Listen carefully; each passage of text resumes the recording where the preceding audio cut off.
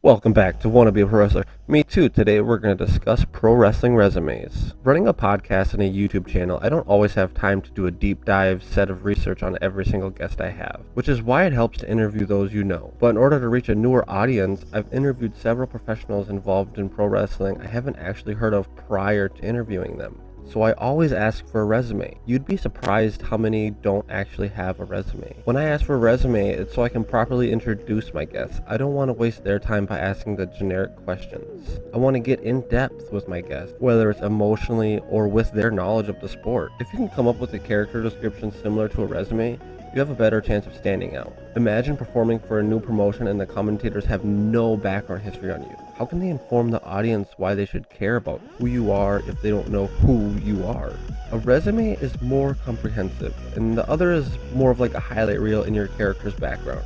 This is where they can begin to tell the story of the match from your character's perspective. The first aspect of every resume is the most basic information: who you are and where are you from, how many matches you've had, who you trained with, and even a list of a few matches you've had, not highlight reels.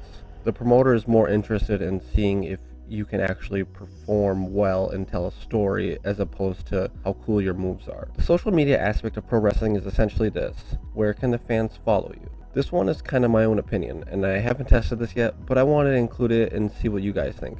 If you run a weekly poll, interact, and do AMAs, this is a pretty nice place to have the commentators tell fans so they can interact. It's like they're giving them an incentive to follow you. How many people would follow The Rock on Twitter if they knew they had a chance of him doing a weekly Q&A and answering their question? Followers aren't everything, but promoters are always thinking, if we bring you in, can you bring more awareness to our company? I've seen students in training get extra work entirely based off of followers.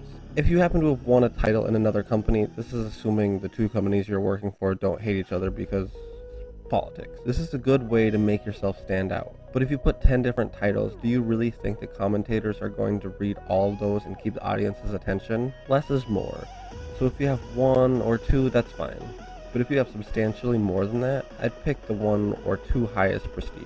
Or I'd even write what I want the commentators to say. Remember, it's your character, so you're responsible. For example, if I won 6 tag team titles, maybe it's relevant to mention Nikki Heat is the tag team specialist, having won several tag team championships across 2 different promotions. This could even potentially play into the story of why I lost a singles match. But let's not get too far ahead of ourselves here. Let's make this as simple as possible.